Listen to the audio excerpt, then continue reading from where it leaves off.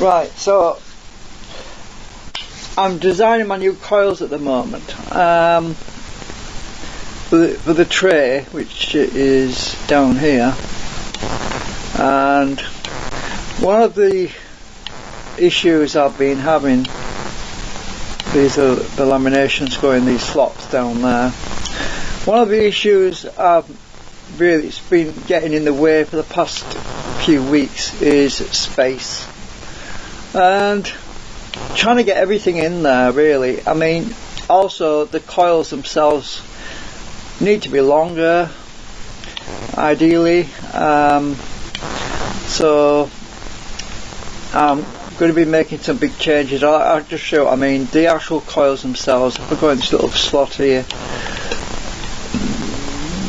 the actual height of the coils is, if we can measure between there and there, because this is the coil inside it, so it's about 9mm. And I'm thinking, oh yeah, I need to make more space. I need to make the drawer bigger.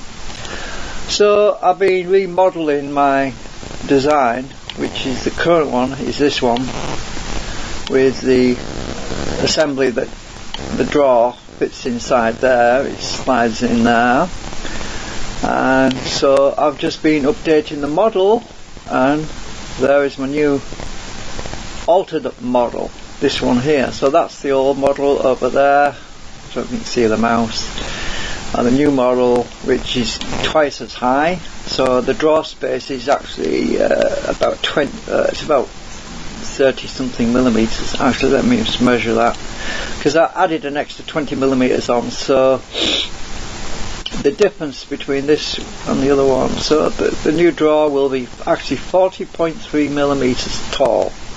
So that should give me plenty of room, and I can use the same coils in the new design. So it means I've got to basically hack off this bottom section on the old physical one and add in this new section. So I've got to 3D print this bottom drawer, a new drawer that goes all the way down, which means I've got to hack off, which is basically cut down all the way down there on the real one, and cut the bottom section off, which is the drawer. You can see the line there, the line runs all the way down there.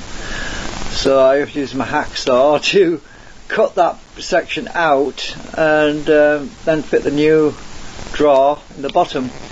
So the rest of it I can leave it intact and still use it, which is a good thing, because I don't want to be reprinting the whole damn thing. No, that would be a nightmare. So yeah, so the new drawer means that I could effectively have two drawers, one on top of the other, or I could stick them all together and have one. I could remodel the drawer itself actually, so I could fit two drawers in there, one at the on top of the other, or I could simply just use one and use a bit of packing underneath it to lift it up. So yeah, I want to stick with that design, because then I don't have to change too much, and I can stick with the existing coil diameter, but it'll just give me more room to have longer coils in there if I want, which is what I really want to be doing, because one of the issues is flux, magnetic flux. It travels, when you have a flat coil, when the coil is quite flat, you get more field collapse, you get more less drive focus on the top, because it tends to fall back on itself. So having a much longer coil, or two coils in fact, on top of each other, which I could also do. So I could even have three actually, because of the extra space. I would simply stack the coils on top of each other, then I could have much more flux going up towards the drive motor, and because of that I'd have less of a heat problem. I wouldn't get this thermal issue that I've got at the moment, where things are getting hot, because the surface area would be larger, so it would be effectively 3 times the surface area, meaning 3 times less cooling needed, which is another issue, factor, whatever I'm thinking about. So I was looking at putting holes through there. I actually put some holes in here because I was thinking about putting more air in. I was thinking, well, yeah, what I really need to do is redesign this, because there's my the bottom of the drawer there where the laminations go through, and I have quite a good airflow, but yeah, it's the flux that's the main thing. I want the flux to be more focal on the actual rotors, and so this is just a little update on what I'm going to be doing, which is to 3D print a new drawer section underneath. I have got some pink material left, so I can still do it in the same colour, but I'm not sure if there's going to be enough, to be honest, because this new drawer is quite big, but I've got plenty of green, so it's going to end up being a hybrid of pink and green. I don't suppose that matters really.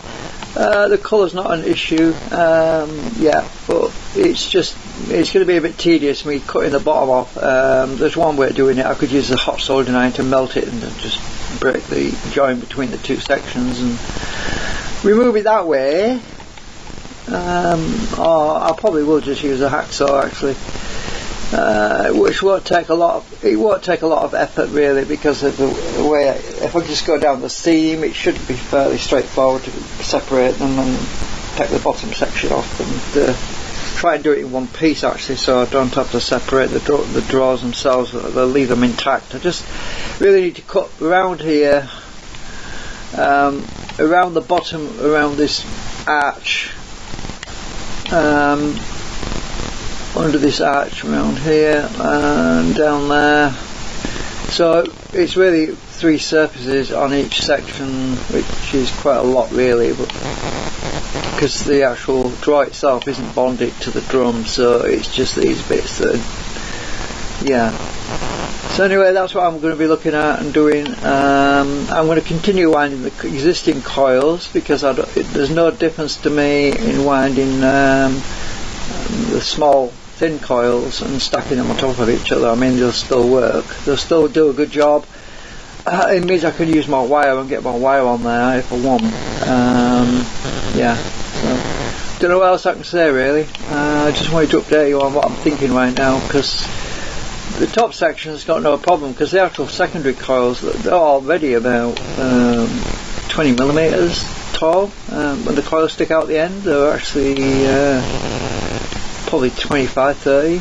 I could just do a measurement between there and there, which is that's 31 millimeters actually. So yeah, the secondary coils are quite big. So, well, I was having issues of really getting getting bigger coils for the drive section, which is the problem because the drawer wasn't big enough. So this new drawer gives me all the room I need and more flexibility, and I don't have to start sticking things on the bottom and poking things through, because that gets messy, because then when you stick things together you can't pull anything out the drawer because it's locked into this little hole, and I was having that issue, and I don't want to be dealing with that issue. I just want to be able to slide my drive coils in one go and slide them out when I want to change things out and improve them and things like that. So right, so that's where we are at the moment. So there's quite a big difference between that one and that one. As you can see, there's a lot more space. An extra 20 millimeters of space in the vertical. The rest of the drawer is just the same, it's just the height that's more. All these models, I mean, they're getting bigger. I started, well, obviously I didn't start out with that one, but this is an earlier one I was doing, completely different, and I didn't have drawers there. So that's the reason why the drawer was so small there, because I didn't have drawers there. I had these shuttle things that I fed in and put the bobbins into, and they were sticking out the base. That's why I didn't make it bigger to begin with.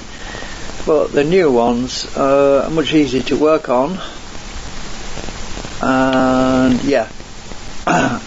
This particular SketchUp model is getting so big, it takes ages to save everything. So what I have to do is I've actually put that new model, which is over here, I've put it in a separate file now so that I don't have to keep opening this one all the time, because it takes for ages every time I make a change it takes a long time to save it, you see. So yeah, I'm going to be working in the other model from now on, which has just got this one, so I don't have to fight about too long every time I make an improvement to it. Right, I think that's it really. Right. So talk to you later.